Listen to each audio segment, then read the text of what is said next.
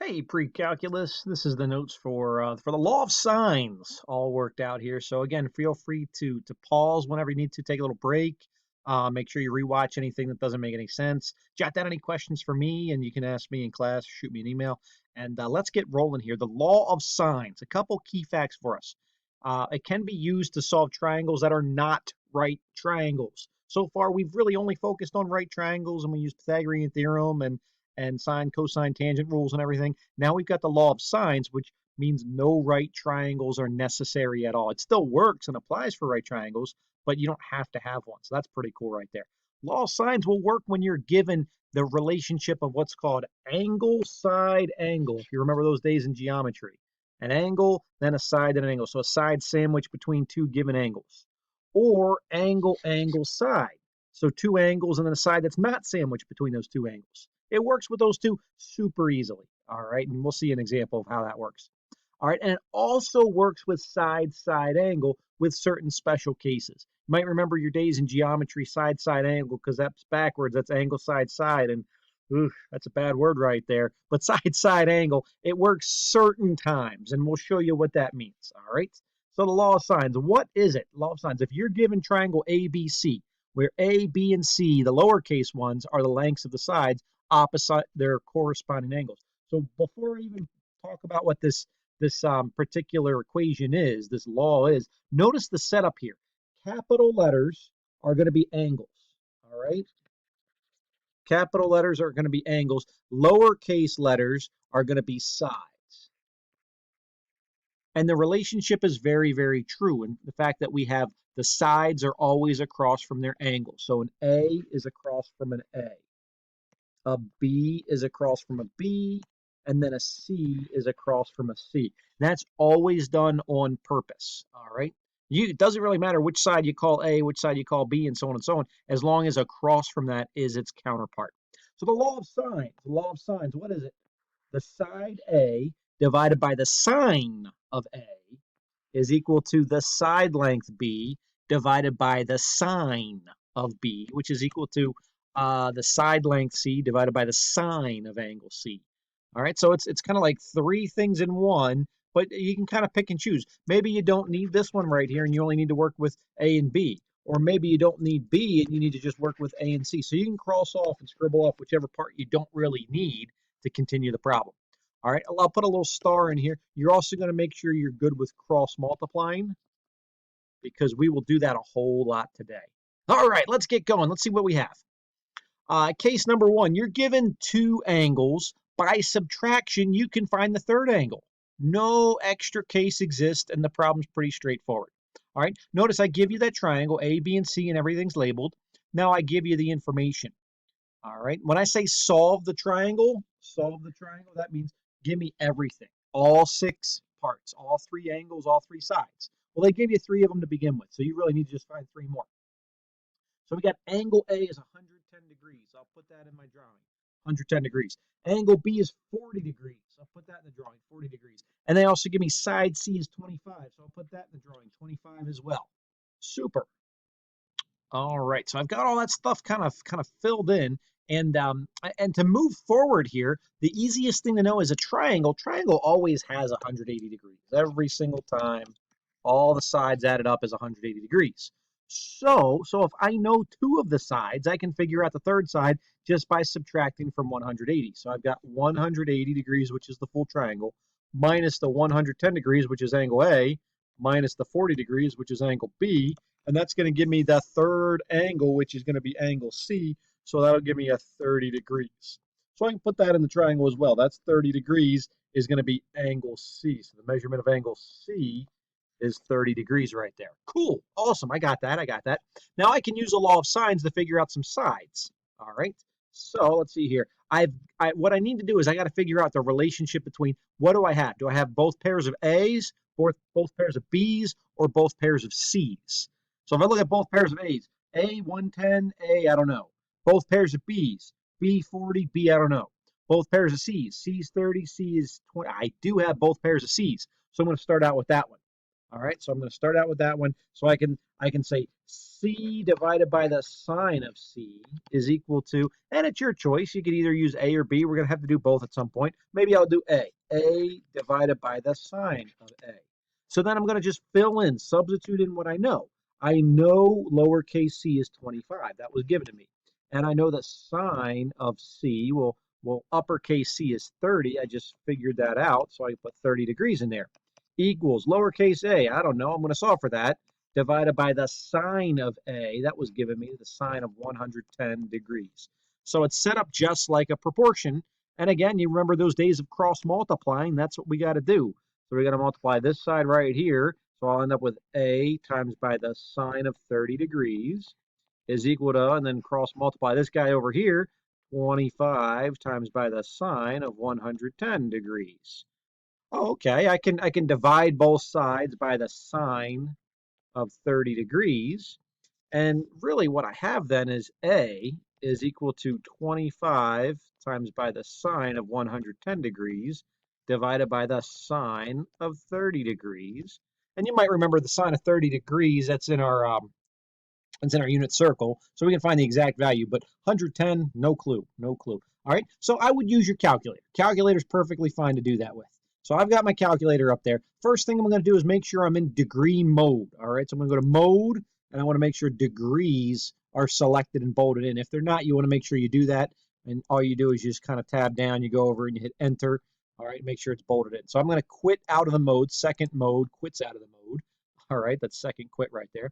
So now I've got that right there. I'm going to actually type this into the calculator. So in order to do that, to type this into the calculator, what I can kind of tackle with that is go through and type in what I had. I had 25 times by the sine of 110. I close that parenthesis. Very important to close that parenthesis. Then I can hit divided by the sine of 30, which you guys know is going to be 1/2 right there, but that's all right. Close the parentheses, equals, and there you go, 46.98 approximately. It doesn't say what around, so I'll go 2 decimal places, 46.98.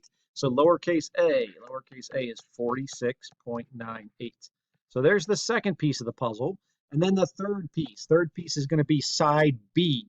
All right. So I'm going to go back to my law of sines, and I'm going to go lowercase c over sine c. Well, I know that. That's going to be a 25 divided by the sine of 30 degrees equals B, lowercase b, that's what I'm trying to solve for, divided by the sine of b. So that's the sine of 40 degrees.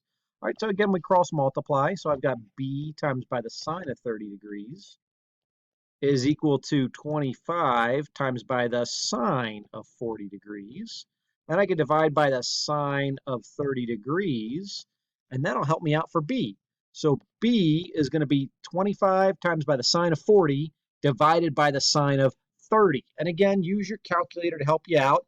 All right, if you need a quick refresher on how to do that, just rewatch the video, rewind it from about a minute ago, and that'll help you out. But type that into the calculator right there, and you'll actually end up with a 32.14, which is the third and final piece of the puzzle. So we just completed the triangle, law of sines. Great work. All right, now what about case number 2, the ambiguous case? If you're given two sides, your first step must be to solve for a second angle. When performing this process, because we have two unknown angles, there sometimes exists more than one triangle that can contain the given sides and angle. We therefore have the possibility of only one solution. Okay, we might have two solutions. We might also have no solutions. No triangles might exist. So you could have one of three possibilities. All right, it's fairly easy. All right, if you know the routine. Okay, I'll kind of walk you through a couple scenarios, and we'll see what happens here. So the first one, solve triangle ABC. Notice I don't have a drawing this time. That's okay. You can draw it. You can draw the triangle. You guys are good at drawing. So I can draw a triangle ABC. All right. Also label lowercase a, lowercase b, lowercase c. And also include what they're given to you. Angle A is 30 degrees. All right. Lowercase a is 4. And lowercase b is 10. Remember, to start out with the law of sines, you have to have a partnership, either two A's, two B's, or two C's. I've got two A's. I can't finish the triangle with another angle because I only have one angle, but that's okay. I'm going to use the law of sines with A. So I'm going to say, hey, A divided by the sine of A is equal to, I know nothing about C, but I do know B, so I'll go to B next. B divided by the sine of B. All right, so substituting what you know, I've got A is 4 times by the over the sine of 30 is equal to B is 10 divided by the sine of B. All right, so we have that all set up right there, and then we go ahead and cross multiply. When we do that, that's a 10 times by a sine of 30 is equal to 4 times by the sine of B. All right, we can divide out the 4, so we've got 10 times by the sine of 30 divided by 4 equals the sine of B. And if you're a little confused as to what to do from here, to undo a sine is the inverse sine. So we can apply the inverse sine of both sides, which would be inverse sine of 10 times by the sine of 30 divided by 4 is going to be equal to angle B. All right. When you do that, you type that in the calculator, it's going to give you some error. It's going to give you some type of error. It's not going to work. That either means one of two things. One of two things. We made a mistake somewhere. Maybe we're in the wrong mode, or maybe we typed the buttons in the wrong way, or maybe we didn't set it up. So you can always go back through and you can try to revise your calculations. Or the other thing, there's no triangle. And that's what happened here. There's no triangle that exists. So that's an answer. 0 triangles. You just can't draw a triangle with this given information. All right. Okay. How about another one here? Solve the triangle ABC. A is 55.3. So again, remember what we're going to do is we're going to draw that triangle out. Triangle A, triangle B, and C right there. All right, lowercase a, lowercase b, lowercase c. Make sure they're opposite from the angles that are given to you. A, uppercase A, angle 55.3 degrees. So I'll go 55.3 degrees in the triangle. Lowercase a, so across from that, that's going to be at 22.8. And then lowercase b down here, that's a 24.9. So law of sine says we can start off by trying to figure out what angle B is. So I can say A over sine A is equal to B over sine B. All right, so it'll be at 22.8 divided by the sine of 55.3 equals 24.9 divided by the sine of B. All right, we go ahead and cross multiply similar to what we were doing in the previous problems. And when I do that, I'll kind of clean it up a little bit. I've got the sine of B. I just kind of moving forward here. The sine of B is actually equal to a 24.9 times by the sine of 55.3 divided by 22.8. And then inverse sine that bad boy, and you'll end up with a measurement of angle B. Measurement of angle B here is equal to a 63.88 degrees. All right, so 63.88. That's not an error, so that's good. Now the one thing is here, notice the given condition. The given condition is side angle or angle side. Yikes, that's the ambiguous case. So there might be 0 triangles. We've already ruled that out. There might be 1 triangle or there might be 2 triangles. So what we do here is we're going to kind of make 2 different charts. We're going to say the first path is that angle B is equal to 63.88 degrees. We're going to draw a little line. The other option could be that angle B is equal to its supplement. Angle B might equal 180 minus 63.88 degrees. You might have a second version of this triangle. All right, in which case then angle B would be 116.12 degrees. Possibly. All right, you got to check. So what we'll do now is we'll try to figure out the rest of this triangle. So we've got an angle B and we got a side B. We've got an angle A, we got a side A. How about C? All right, we've got 2 angles, so we can try to figure out the third angle right there. Angle C. Well, you remember it's going to be the whole triangle 180 minus angle A 55.3 minus angle B 63.88. So that's going to give you angle C. Angle C in this case, which is a 60.82. 60.82 degrees. All right, and then you can use the law of sines to figure out what lowercase c is. All right, so in this case, I'm just going to use the A's because I was given them to start out with. So I can say 22.8 divided by the sine of 55 to lowercase c divided by the sine of 60.82.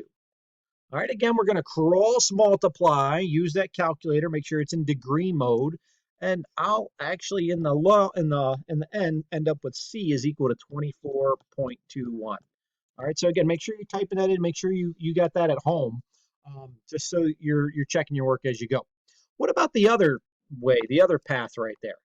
All right, if I was trying to figure out uppercase C when B is 116, remember a full triangle is 180 degrees, so I can take 180 minus the angle A that I was started out with, 55.3, minus this new B, 116.12, and in that case, the value of angle C would be an 8.58 degrees.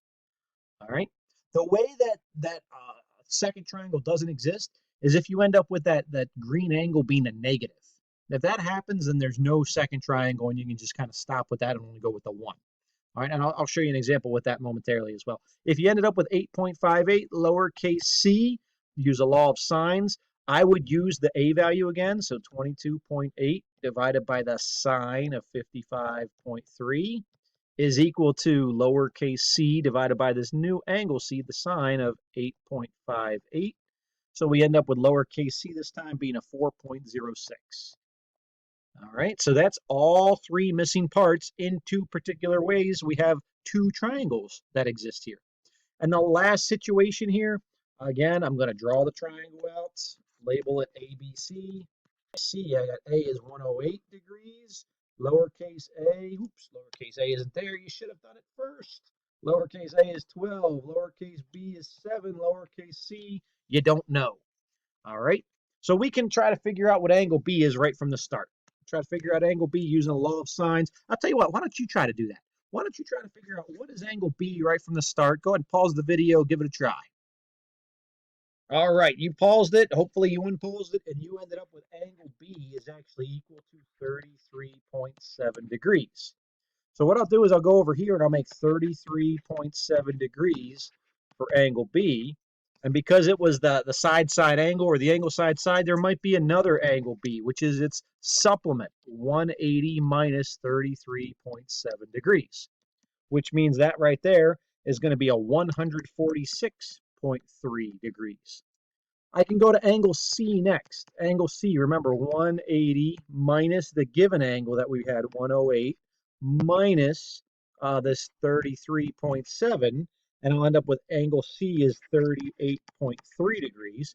Over here, the other possible triangle, 180 minus the given angle, 108, minus this new angle, 146.3, and you ended up with a negative 74.3 degrees. You can't have negative. No negative angles. No negative angles. So that means there's no second triangle. No second triangle in this case. There's only one triangle right there. And the lowercase c, see if you could do that. Figure out the law of sines. What do you got? Go ahead and pause the video. See if you can figure out what is lowercase c, the side c, in this situation with the law of sines. All right, you paused it, you unpaused it. Lowercase c ended up checking out to be a 7.82. If you weren't getting that, make sure you go back through, you'll rewatch some of the stuff, double check your notes, ask me as well, and I'll see you next. Okay, guys, so in summary, what we did here is we made sure that we understood how to work with the law of sines, given the idea of the triangle. The A has to be across from the A, the B has to be across from the B, and the C has to be across from the C. We also realized that law of sines deals with any time you're given the criteria of angle, angle, side, or that weird one, angle, side.